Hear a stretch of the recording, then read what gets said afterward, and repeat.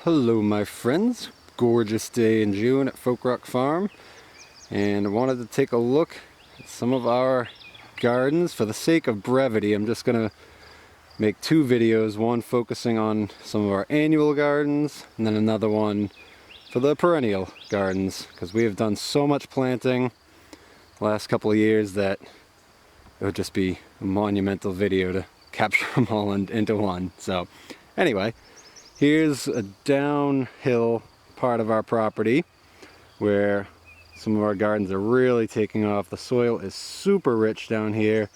Years of rains washing the silt and sediment downhill here. So you can see we have potatoes that are really just monstrous right now, starting to flower. Truth be told, I am in love with growing potatoes. It happened by accident last year.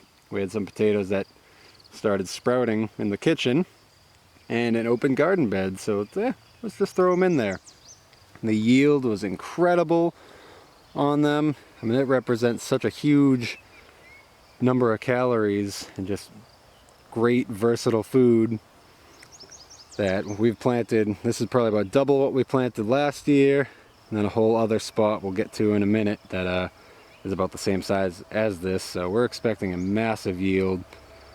Now, I am in love with potatoes, not just eating them, but growing them. They're a beautiful plant and huge bonus points to the fact that nothing bothers them. We have rabbits that would love to get almost everything we plant, but potatoes go completely untouched.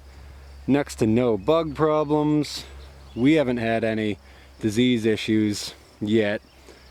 And I know some people, in some areas they will get that, but so far they've just been a pretty bomb-proof plant for us.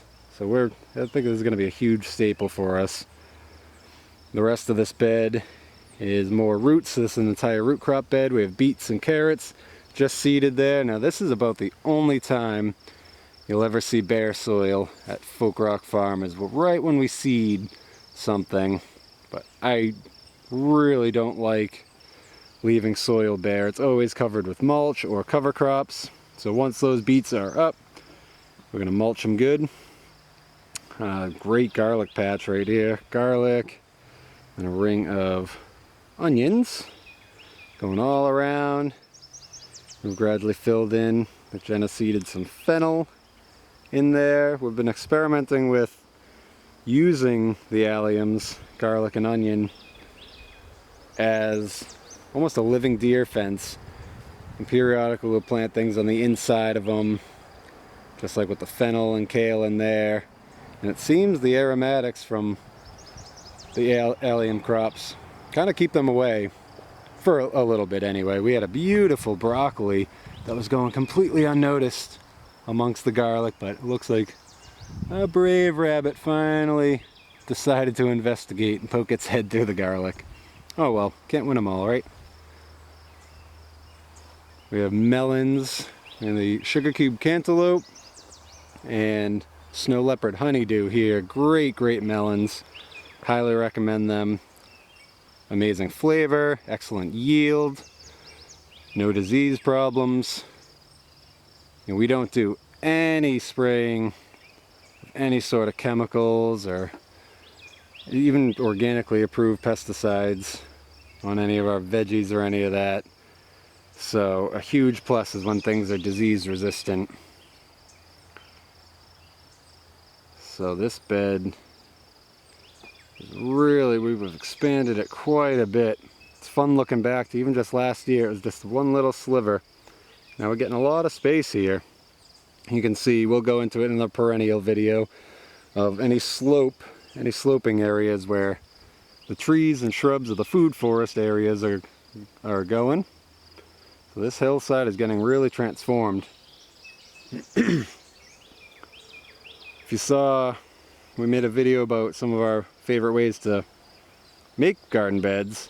You might remember that this whole area we just made a succession of bonfires and burned all the vegetation down, incorporated the wood ash and biochar into it, spread a lot of that elsewhere. We only got to composting about half of it there. We'll still have to do the rest of this.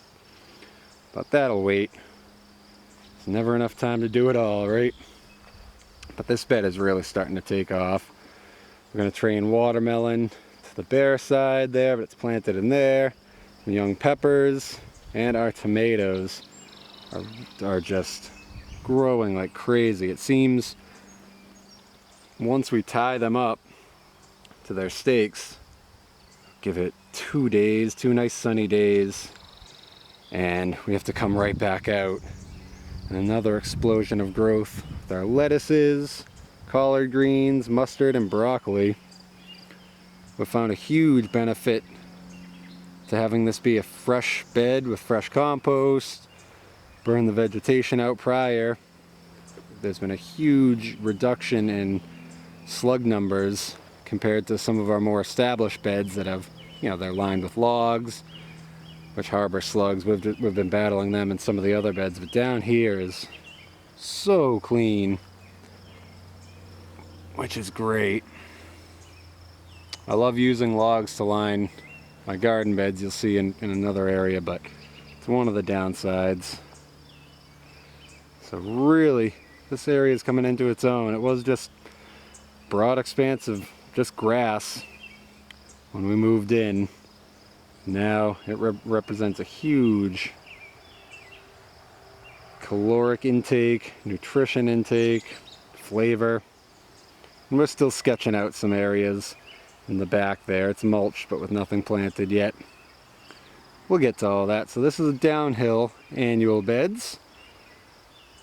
Let's go to our middle plateau near the house, check out those annual beds, and then we'll go up to our hillside, check out those annual beds. Then stick around if you're interested in some of the perennial food forest ideas. I'm going to be making a second video detailing all of that.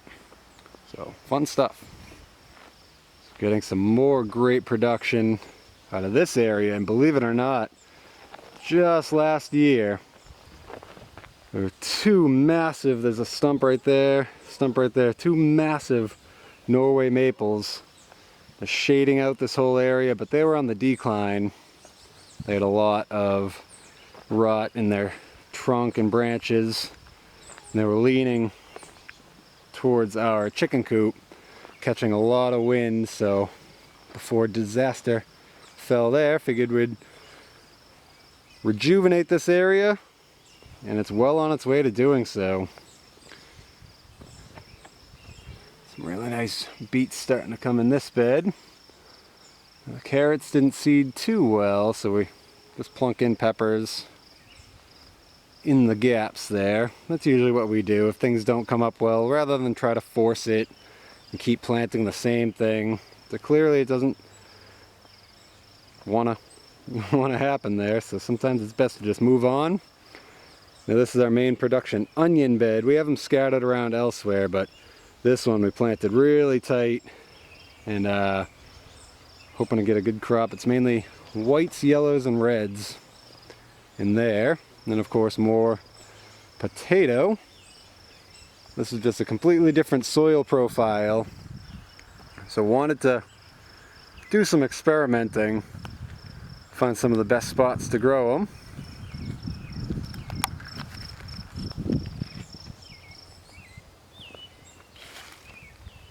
The whole assortment. We have gold, we have white, we have russet, reds, purples. Then to fill out the rest of this area, it's actually our first time growing winter squash here. So we have butternuts, sunshine kabochas, more butternuts around there. So these will spread, fill out this whole area. Try to smother some of the weeds that'll pop through the wood chips. And some zucchini and summer squash. So transform this area into Norway maples on the decline, endangering our chicken coop and just over the driveway area, so potentially even the truck. Now it's a vibrant food plot. We've used a lot of the wood to kind of form natural rabbit fencing around the edge. And then these beds, we made a big raised bed with some salvage lumber from the farm we work at. I'm planning on doing another one probably starting here going that way, expand huge garden beds, and then they're tall enough they'll act as additional rabbit fencing. We'll put some gates between them, so this will be a nice protected spot as we pull in. Hello, my ladies. They've actually, because I haven't built a full gate setup yet, they've escaped into the gardens a little bit. Haven't caused too much damage, which is fine, but yikes, they certainly could if they got into here. So I made these pepper boxes years ago when I still lived at my parents', and I've found raising them up, I think keeping the root zone warmer in a raised bed above ground really helps the peppers take off. They're about double the size as the ones that were planted at the same time in the ground. And I'm thinking a lot of that has to do with just that warmer root zone being elevated like that. Something to keep in mind if you've been having trouble with your peppers starting off slow. Of our archway that we cataloged in a video. Some things are starting to take off. We have cucumbers really taking off. But before we got little fencing up here, the rabbits had their way with some of it. Kale, of course, is a fixture at our place, but by midsummer, this should be well filled out. Scarlet runner beans, cucumbers, loofah squash, which has become another staple here. Interestingly, I was not opposed, but somewhat hesitant to the idea when Jenna suggested it. I'm all about, food, food, food, which you can eat them when they're small. But using them as dried sponges, gonna admit, I am a convert to that. They're great natural scrub sponges. They last a long time. So they're really cool. These are rutabagas primarily. We had some Hakurai turnip and what's called rat tail radish. They're bred to flower heavily and form these huge seed pods. We've been liking them with garlic scapes sauteed up. They're pretty good on their own too. Terrible name for a veggie, rat tail radish, huh? But they look a lot like them. They do. They do from the shadows. And carrots that came up a little bit spotty. Like I said, we've had slug issues, but they're starting to really come now. I've seeded in the gaps. So new carrots are coming up. But beets for days. We have massive plantings of beets planned out. Seems like nothing really bothers them in the bug world. Rabbits will get to the greens, but we use so many beets in cooking and juicing. I highly recommend those. If you're not a beet fan, please try to become one. And celery root, which is a new one for us. Really excited about that. And a couple actually pink celeries mixed in there. Most of this is celery root, celeriac, you'll hear it called. So it'll be really interesting to see what happens with all of that. In our main front of the house beds, we have some flowers. And this is where we like to keep a lot of our greens, because rabbits don't seem to get the guts to come up here quite as much as the garden beds towards the edges. So beautiful orach, which is a wonderful plant. The leaves are so tender and juicy. You can eat the seeds as well. So those are getting really robust. Some ground cherries, or Cape gooseberries, very similar. It's our first time growing those, so that'll be really interesting. Don't really have too much to say about them yet, other than they're growing well. We'll see how they taste, see what their yield is like. I'm letting some mustards go to seed, go to flower for the bees. Sometimes it's helpful to think about that as being a yield and a crop, even though we're not going to do too much eating of the flowers. We will stir fry some, but thinking of it as a nectar flow for a honey harvest really allows us to keep them in longer rather than trying to yank them out. And of course our lettuce, which we really have to get to eating a lot of that. But it's looking great. We had initial slug problems, but that seems to be over. And more beet greens filling out in here. Flowers are really coming into their own too. Some of the new annual beds we just decided to do as flower beds this year. And then we can always transition those to veg later and play around with it. It's just nice having things right outside the door, both for beauty and the kitchen. These are a couple boxes I made, again from salvaged lumber. They were taking a barn down the farm we work at, so all free lumber, which is fantastic. This is planted out to peppers, mostly sweet. A couple shishitos in there, and sweet potato on the right. I'm really looking forward to that. Those taking off great. Had a couple nibbled by maybe squirrels or rabbits hopping up here. What I'm thinking of doing too, eventually, you have these two beds with a nice lane in the middle, is taking some of those same cattle panels that we use for the trellis, arching it over these two beds as a frame, and then stretching plastic greenhouse film over them and making a winter high tunnel over these two beds. It's a really compelling idea for some winter growth. I mean, we could have greens growing all year in there. So that's the middle part there. And wrapping up our annual garden bed tour, we're going to go up on top of the hill. And we've done topographic map scouting, and where we are now up here as compared to where we started way down there, it's about a 60-foot drop. It's very gradual because of the distance involved, but it plays into it very highly. So I like to plan out my plantings accordingly, because up here is a little sandier and drier, whereas down there it stays wetter a lot longer. But it's still thriving up here. These are all tomatoes, and they are just looking gorgeous. Another wing of sweet potatoes here. Kind of designed this as a sun trap sort of bed. As it gets filled out, we'll probably make these wings a little bit wider because it faces to the east.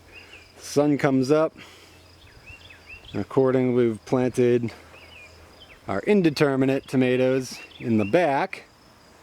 They'll get taller, and the determinates, which are shorter, in the front, so as to not shade themselves out. But I mean, they're beautiful. We have a lot of baby tomatoes already coming. We gave them a nice early start in our greenhouse. Fava beans on this wing, providing some nitrogen to the tomatillos. Did a lot of fava beans up here. The tomatillos, I love their flower and just texture. They're very similar to tomatoes, but with even more show, I think, anyway. And the bees, they love them. Moving over, it's an entire bed of fava beans. Kind of stopped flowering. We had a couple hot days, but they're going to start forming some beans now. And this bed is a polyculture. Let's see if we can have some fennel here with that fern foliage. Some kohlrabi, nice red vein kohlrabi. More mustard in the back that's starting to flower. And we'll leave a lot of that, so our beehive is not too far away. And a ring of onions and leeks around the borders. Can't see them too well, but they'll catch up. in a nice circular pattern. As the years go, some of these beds may even kind of end up hooking into each other.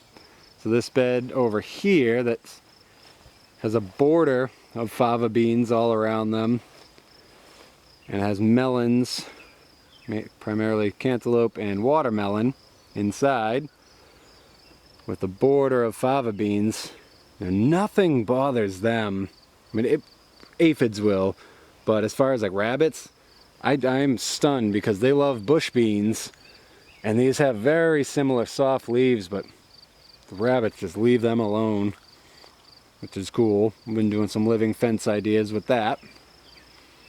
But we may even, as the years go, fill in this area, make this one whole hook of that bed. This will connect to that. Maybe even connect it just for more growing space. Just play with it as the years go. Same with this bed.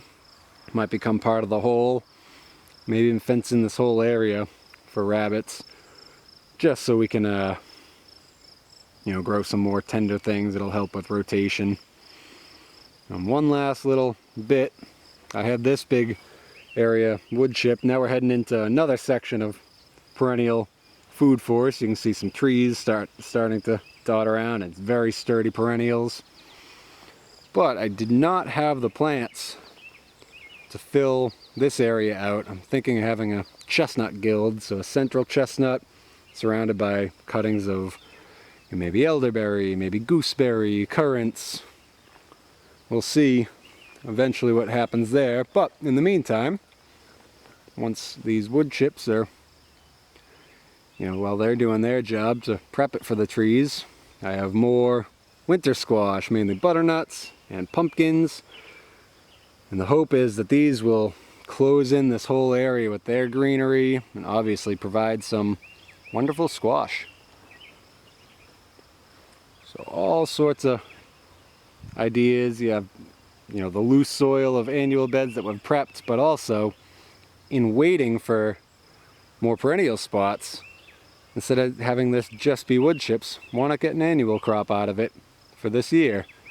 If you don't have the resources to plant it all, improvise and still get a yield out of it.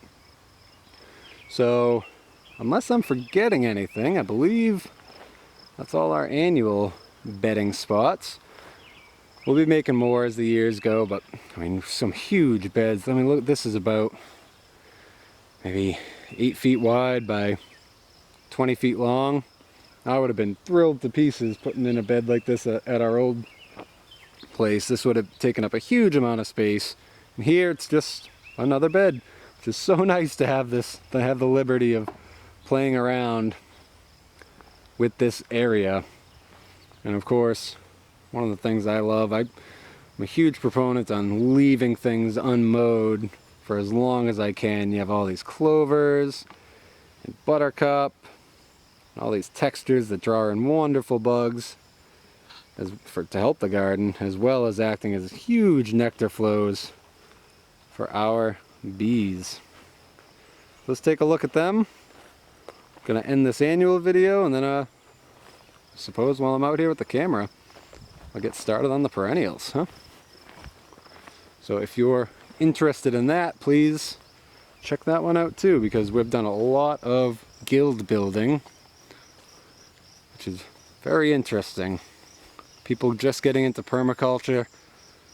It is such a rabbit hole. It'll change the way you view growing food. You know, it's not just rows and rows and rows and rows of one crop, bare dirt, like our current system of agriculture. It can be a highly regenerative landscape. And these ladies hard at work, helping out all facets of the homestead. We thank you. Anyway guys, thanks for watching.